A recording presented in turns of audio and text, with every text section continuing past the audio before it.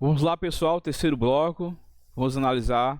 Estamos analisando, melhor dizendo, a liberdade, não é isso? Então vamos lá. Deixa eu colocar o slide. Liberdade, a letra D, liberdade, pensamento. Ó, bem interessante isso aqui, olha só o inciso 10.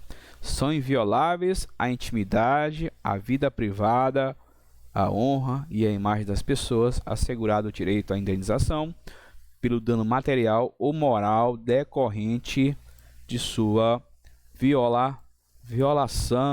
Professor, o que tem a ver com liberdade de pensamento? Gente, ao contrário de certos contextos morais e religiosos, a ideia é que ninguém merece punição por causa de um simples pensamento, ainda que forem qualificados como imorais ou pecaminosos. Ninguém pode ser punido pelo pensamento, tá? Para a gente que na área jurídica, ninguém vai ser punido por uma ideia, a ideia criminosa, tá bom? Uma ideia criminosa. Agora, se eu exteriorizar isso, é possível a punição, beleza? Então, essa possibilidade de não sofrer censura quanto ao pensamento é justamente resguardar esse direito à privacidade, à vida privada, conforme aparece no inciso 10 aos senhores, tá bom? Então, a proteção que é assegurada à esfera do segredo pessoal. Então, essa aqui é a liberdade de pensamento que pode cair na sua prova e pode derrubar muita gente, tá bom? Aí nós temos, agora sim, a manifestação do pensamento, tá? Manifestação do pensamento. Então, olha só, o que diz? É livre a manifestação do pensamento, sendo vedado o anonimato. E por último, é assegurado o direito de resposta proporcional ao agravo, além de indenização por dano material, moral ou à imagem.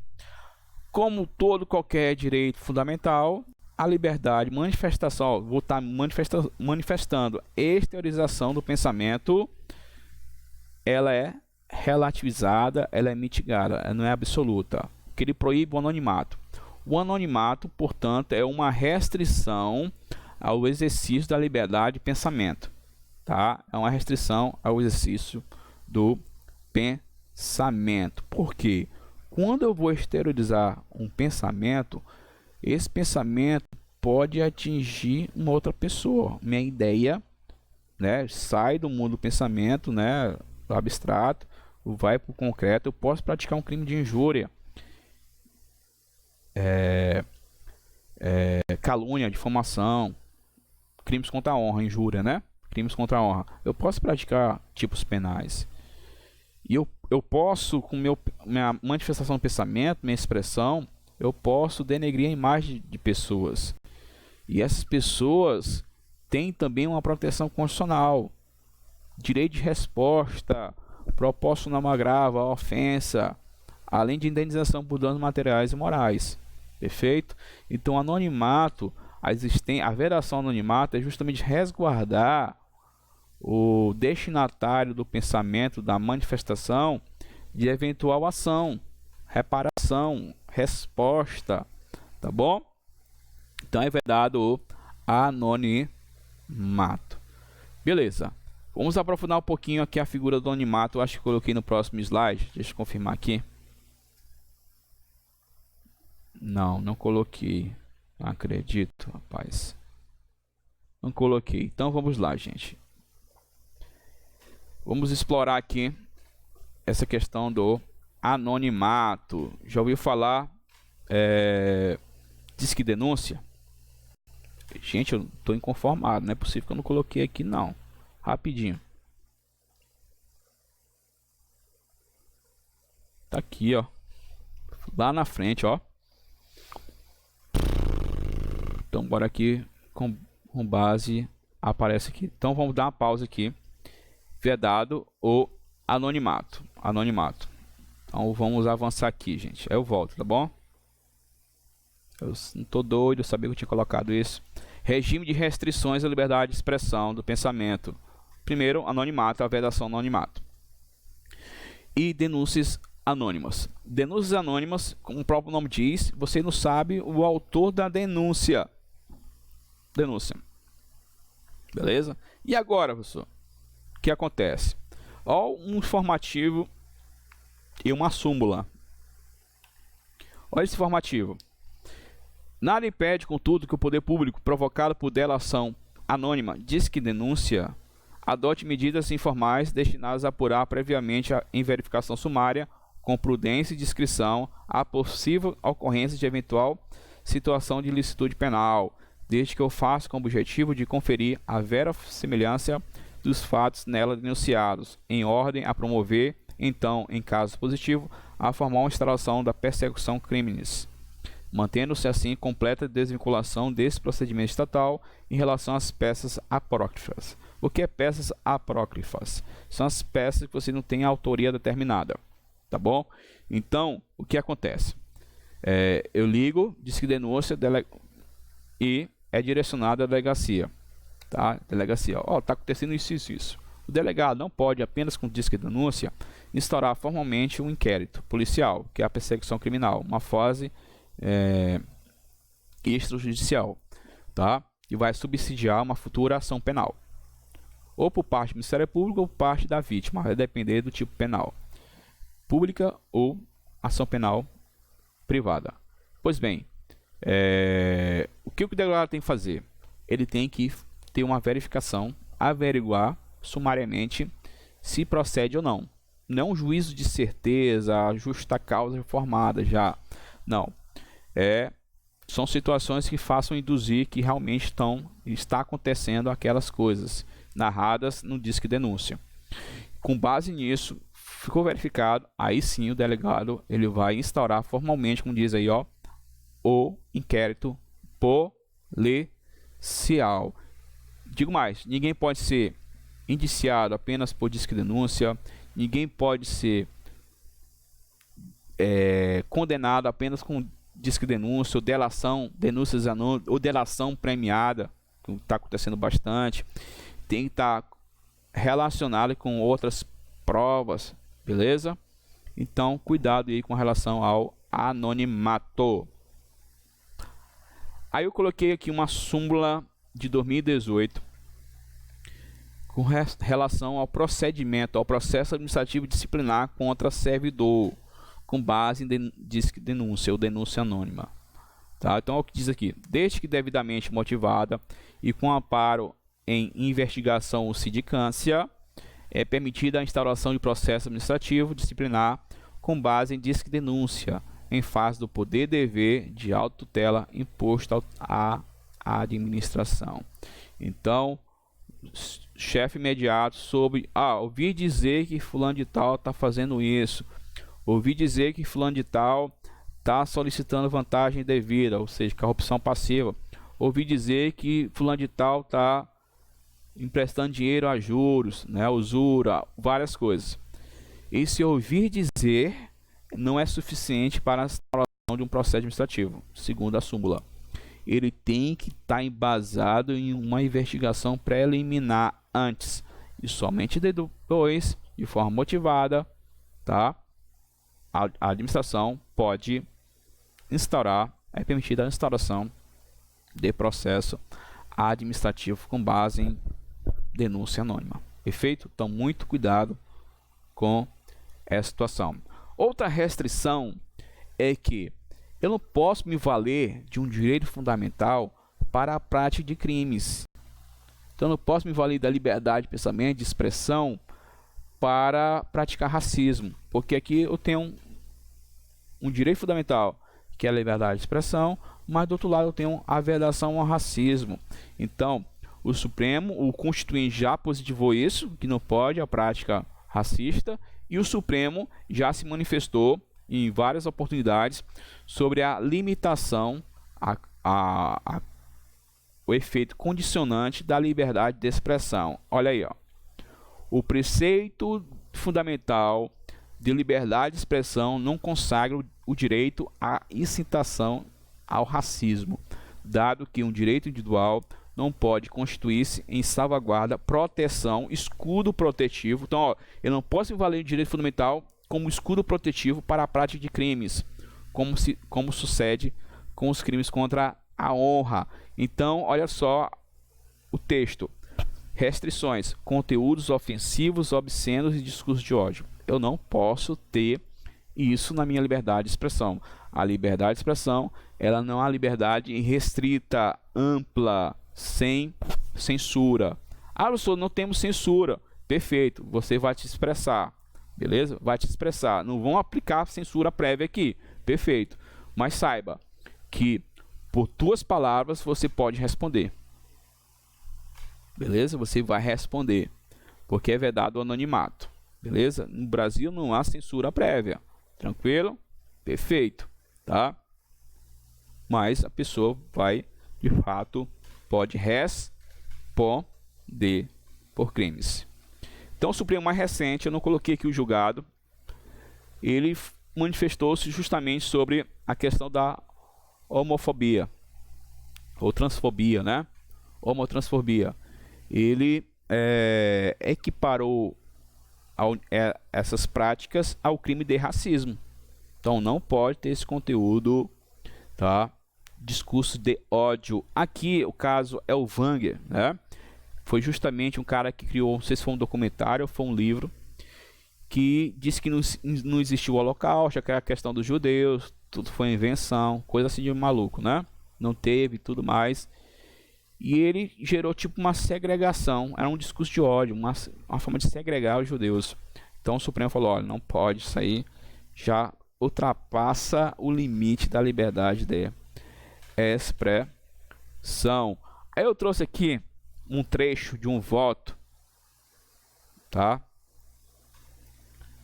Uma agravo regimental no inquérito 4435 do Tribunal Pleno, no caso Supremo Tribunal Federal, que é um trecho do voto do Celso de Mello, né? Decano do Supremo Tribunal Federal, falando justamente a liberdade. Eu não vou ler aqui, tá, gente? O intuito não é ler, mas só tocar aqui em alguns tópicos. Ó, ele fala: ninguém tem direito de atassalhar a honra alheia, tá? Vilipendiar o patrimônio moral de quem quer que seja. Então ele estava falando aqui que a liberdade de expressão não alcança discursos de ódio, tá? Então ele fala, ó, liberdade de demonstração do pensamento não de caráter absoluto, pois sofre limitações, tá? Ó, não pode ser impregnado o ódio. O abuso da liberdade de expressão constitui perversão moral e jurídica da própria ideia que, no regime democrático, consagra o direito do cidadão ao exercício das prerrogativas fundamentais de criticar, ainda que duramente, e de externar, mesmo que acerbadamente e com contundência, suas convicções e sentimentos. Só que não posso, não falei disso, tá? Com uma prática de um nível primário, como ele fala aí, criminoso do insulto, do abuso da palavra, da ofensa e dos agravos.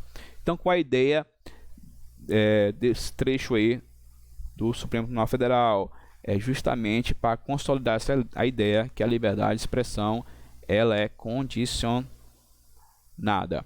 O outro aspecto da liberdade de expressão é justamente a liberdade religiosa, porque a liberdade religiosa ela pode ser materializada não apenas num aspecto, num local privado, também pode ocorrer em espaços públicos, como em uma radiodifusão comunitária, um discurso proselitista em uma rádio. O Supremo se manifestou aqui em 2018 que é perfeitamente possível, não está ferindo a laicidade, o Estado laico, então é possível. Agora, houve uma situação que esqueci aqui o ministro relator, acho que foi o Fachin, que ele analisou, tá aqui ó, Edson Fachin, mas não sei se foi o mesmo julgado, tá? Não sei se foi esse julgado aí. Foi, discurso proselitista, é esse mesmo, tá bom? Aqui no ADI, mas teve uma ação, tá? Teve uma ação judicial, acho que foi em outra oportunidade, não foi aí não. Tem uma ação penal, Ministério Público contra um padre, que ele estava tentando converter uma pessoa da sua atual religião, tá? Sua atual religião. Então foi questionado pelo Ministério Público, alegando que o padre praticou o crime de racismo. O Supremo falou, não, a prática que ele utilizou é o proselitismo religioso, e é possível, tá? O proselitismo religioso é o discurso, né? É uma liberdade religiosa em que você quer usar de seus argumentos para mudar o argumento da outra pessoa. Qual é? De mudar que aquela religião não é adequada para ela, para mudar, fazer uma mudança, uma remoção, né? Uma mudança de religião, tá? Para a religião de quem está usando de palavras, dos argumentos, né? Da persuasão. Então aqui o Supremo Tribunal Federal entendeu que ele não praticou crime de racismo. Agora, se tiver no discurso proselitista, discurso de ódio, segregação da religião, aí pode responder, pode ser praticado em tese aí o crime de racismo, tá? Crime de racismo. Na liberdade de expressão, eu posso ter também minha manifestação, minha participação em debates públicos acerca de temas. E esses temas podem ter uma censura penal, mesmo de temas que têm uma positivação penal. Tipo, olha aí, Marcha da Maconha. Tá lá, quem participa de debates, tá? De debates públicos acerca da legalização da maconha, não está praticando o crime o crime previsto no Código Penal, que é apologia criminosa, e nem está praticando, tá, o crime previsto em tráfico de drogas, tá? Incitação, tipificação do crime de apologia. Detalhe, o Supremo falou, olha, não pode ter o consumo, não pode ter adolescente menor de 18 anos, não pode ter incitação ao consumo, apenas é para debates públicos.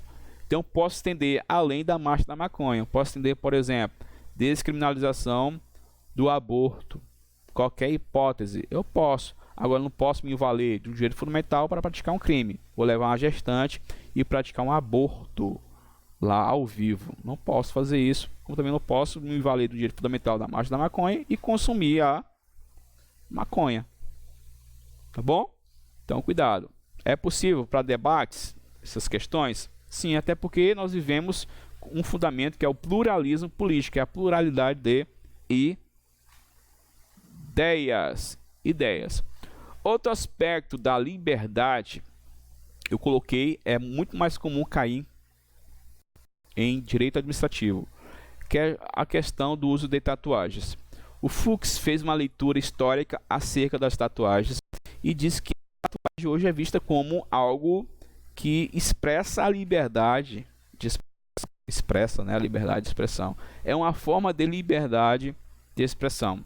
Quando a pessoa coloca uma tatuagem, ali ela está expressando algo, porque ninguém tatua qualquer coisa no corpo, só aquilo que tem uma relevância para ela, uma importância para a pessoa que está utilizando o corpo para colocar desenhos, tatuagens. Então, o que aconteceu? Um camarada foi excluído no concurso da PM de São Paulo por conta de uma tatuagem berimbau, alguns centímetros, botou um berimbau e ele foi excluído. E o Supremo falou, olha, editais de concurso público não podem estabelecer restrição com tatuagem. Só que tem exceções, né? Eu não posso ter tatuagens que venham violar valores constitucionais. Ah, mas fica muito aberto. Perfeito, eu concordo com você. Então eu trouxe para vocês aqui exemplos da própria decisão do Supremo Tribunal Federal, repercussão geral, um recurso extraordinário acerca disso. Então vou lá. Tatuagem que prega violência, criminalidade, discriminação de raça, credo, sexo, origem, ideologias terroristas, e assim vai. Então, de maneira geral, editais não podem fazer isso, tá bom? Não podem, porque está violando a Constituição Federal no aspecto liberdade de expressão. Aí ficou faltando eu falar um negócio pequeno, foi? Cadê? Aí, ó. Liberdade de expressão da atividade intelectual, artística, científica e de comunicação. Nós tivemos uma decisão do Supremo Tribunal Federal bem interessante. Autor biografado. Eu acho que eu falei disso em restrição de direitos fundamentais. Tá? Independentemente de autorização ou censura, nós vimos a biografia de alguém precisa de autorização? É indispensável ou é dispensável? O Supremo falou que é dispensável, porque ter autorização é uma forma de censura prévia. Só que ele resguardou a parte que está sofrendo, está sendo exposta a sua vida em um livro, em um documentário, justamente resposta proporcional ao agravo, indenização por danos morais ou materiais, tá bom? Eventuais ações judiciais. Perfeito? Aí eu coloquei aqui alguns dispositivos que relacionados justamente ao item E2, né? É livre o exercício de qualquer trabalho, ofício ou profissão, atendidas as qualificações profissionais que a lei estabelecer. Nós abordamos esse dispositivo na eficácia constitucional contida, foi isso? Nós falamos do alcance dessa restrição. Eu não posso restringir ao ponto de desnaturar aquele direito fundamental. E eu coloquei aqui sinergia com repartição de competência, que é justamente compete à União legislar sobre a organização do Sistema Nacional de Emprego e condições para o exercício de profissões. Então é tarefa da União. Eu não vi essa cobrança ainda em provas, mas pode cair. Então cuidado aí, a competência. Eu vou explicar isso. O que significa competência privativa? Só grave que sistema de empregos e profissões são regulamentados. A organização é pela União. Que eu falei, então vamos lá, dando sequência. Deixa eu ver meu tempo aqui, né? Ixi, tá quase. Se a gente consegue terminar aqui, liberdade? Acho que sim. Deixa lá. Vamos aqui. Liberdade religiosa. Fiz questão de colocar aqui uma decisão do Supremo Tribunal Federal. O Estado, o Brasil, a República Laica, surgindo absolutamente neutro contra as religiões. Então vamos lá. Estado é laico, não tem, quando fala que Estado é laico, ele não vai receber ingerências e influências de religiões. Tá? Mas essa neutralidade não significa ser indiferente, tá bom? Ser indiferente. Olha aí, o inciso 19 é uma vedação constitucional a todos os entes da federação. Estabelecer cultos religiosos ou igrejas. Aí vai lá, subvencioná-los, embaraçá-los o funcionamento, ou manter com eles ou com seus representantes relações de dependência ou aliança. O detalhe é salvar na forma da lei a colaboração de interesse público. Guardem essa informação. Inciso 6º.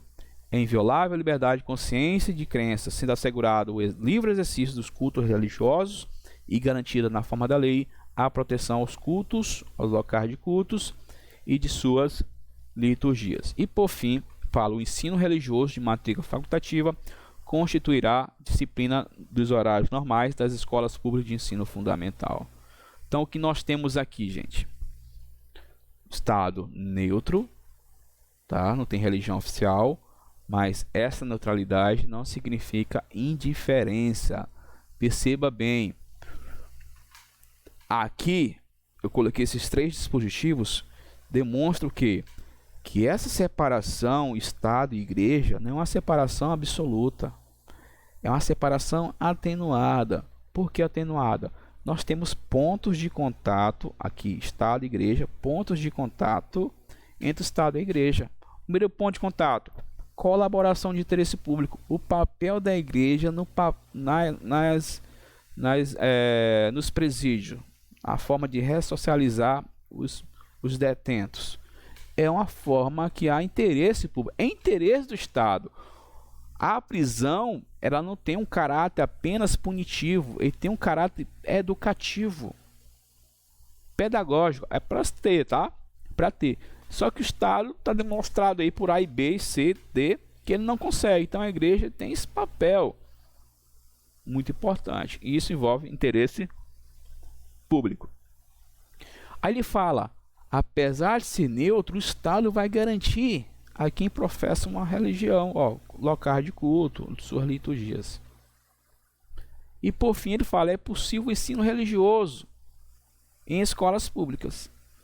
E esse dispositivo, tá, na Constituição Federal, aí nós temos uma lei, foi questionado no Supremo Tribunal Federal, e ele se manifestou na ADI 4439, dizendo, o ensino religioso nas escolas públicas brasileiras pode ter natureza confessional. O que é pode ter natureza confessional?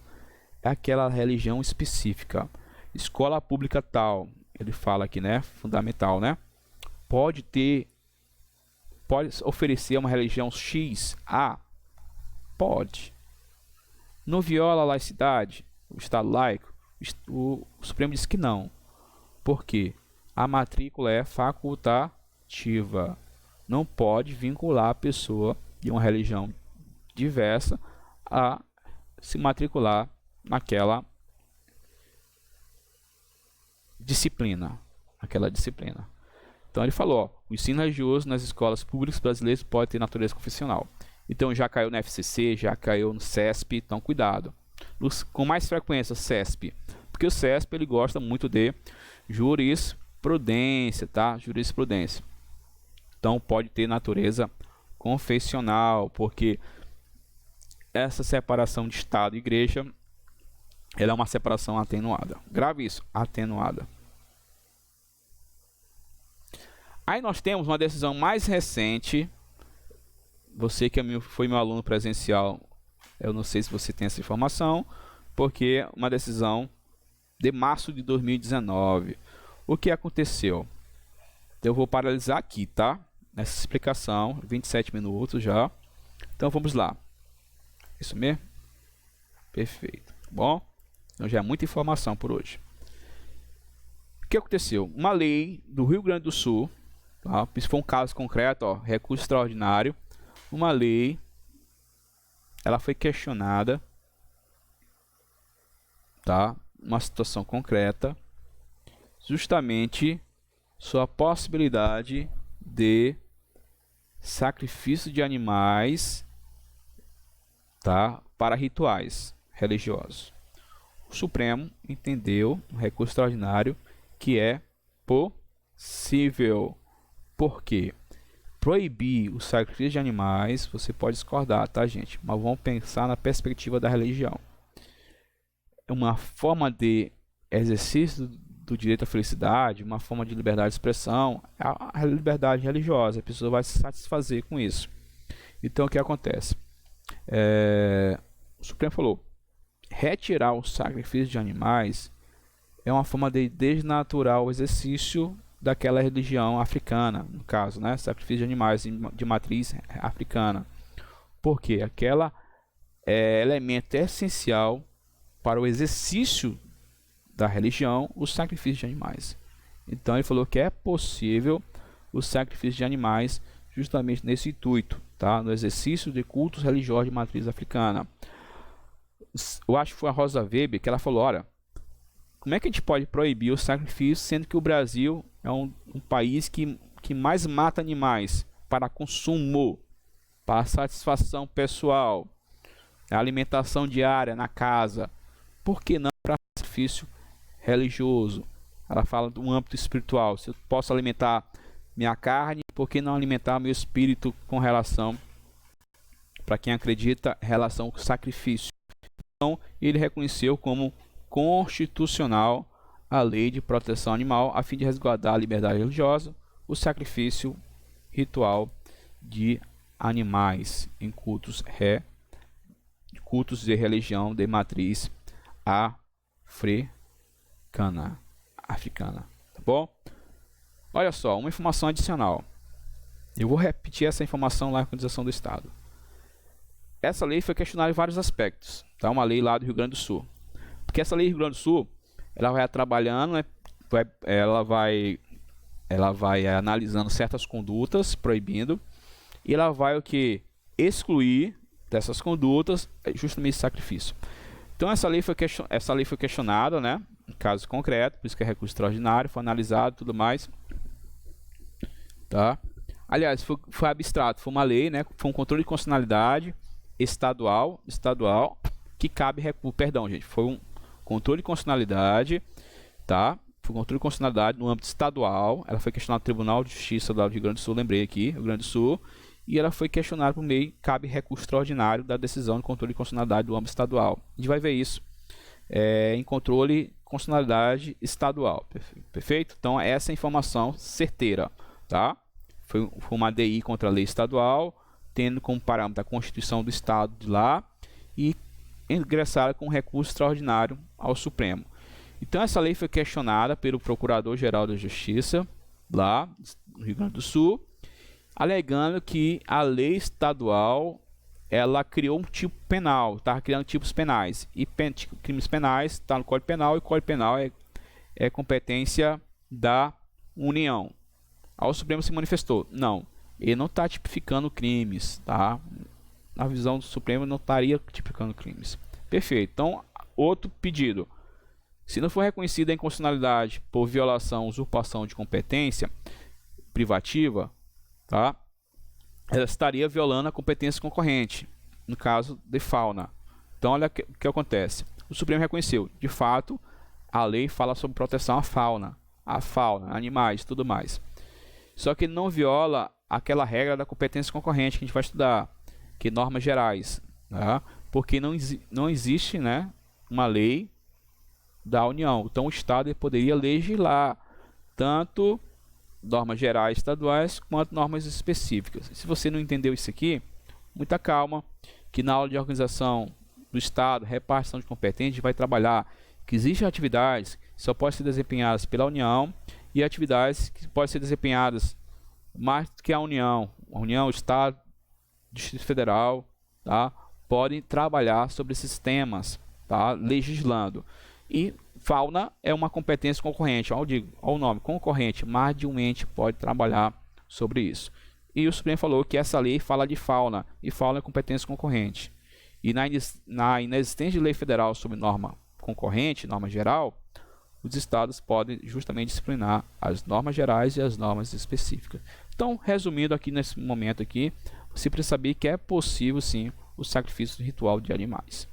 Perfeito? Tá?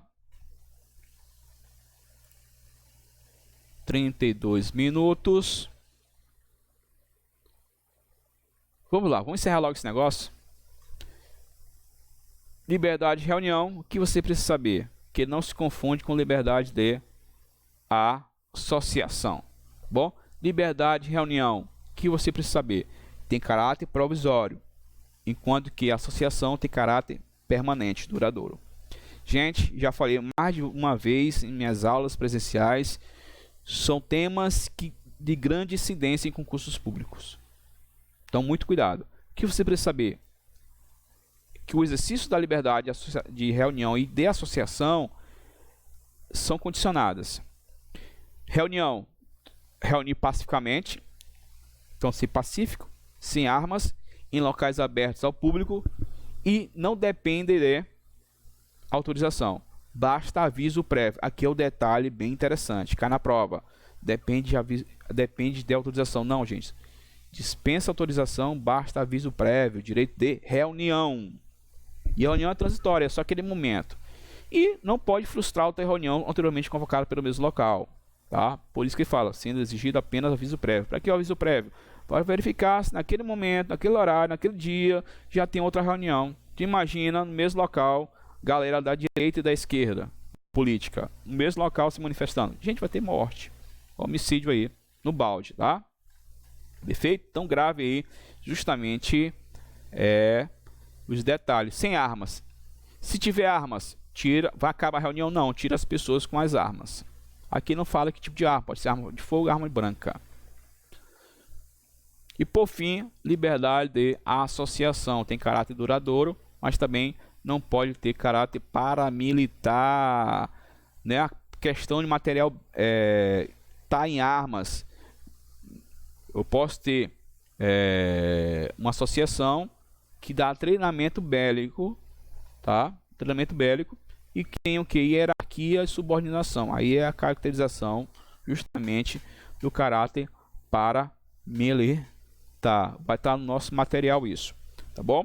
Então a criação de associações independe de lei, tá? O Estado não pode intervir, como aparece aí no seu funcionamento, está dentro da abertura da liberdade das associações. Ninguém pode ser compelido a permanecer ou associar-se a uma associação, tá bom? E o mais importante é o inciso 19. As associações só poderão ser compulsoriamente dissolvidas ou ter suas atividades suspensas. Então, olha só. Para suspender e dissolver uma associação A, B, C, D e E, vai precisar de uma decisão judicial. O prefeito não pode dissolver, suspender. Então, eu como prefeito, município X, tomei conhecimento que uma associação tal está praticando lavar dinheiro. Eu não posso baixar um decreto suspendendo as atividades, só o judiciário.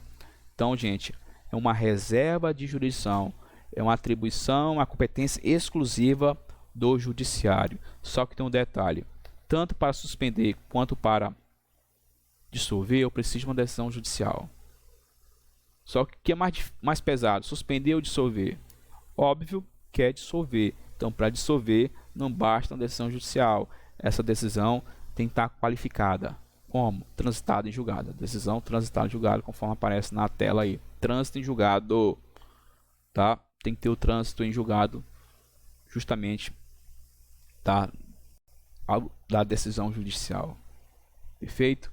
Então, essas informações importantes para nossa aula, e a gente encerra aqui justamente, ó, só a parte final fala que para representar seus filiados judicialmente e extrajudicialmente, eles precisam de autorização. Não é autorização do Estado, tá bom? Quem vai representar os associados que precisa da autorização. Já vi gente perguntando, pessoal, quer autorização do Estado? Não, é autorização dos associados, para que a pessoa que representar os associados, no caso a associação, possa ter legitimidade para representar perante o juiz ou extrajudicialmente perante o cartório, a prefeitura, algum lugar assim fora do âmbito judicial, ou seja, postulando diretamente com o juiz. Tá bom? Aqui a gente encerra direito à liberdade, e na próxima aula a gente vai tratar da igualdade, seus aspectos: igualdade formal, material, ações afirmativas, tratamentos diferenciados, igualdade de concurso público, igualdade e uniões homoafetivas. Então, vários aspectos, transgêneros. Então, vários aspectos aí relacionados à igualdade. Perfeito, gente? Então, a gente encerra aqui a nossa aula e voltamos na próxima aula dando continuidade sobre a análise do direito à igualdade. É isso aí, gente. Um forte abraço e bons estudos.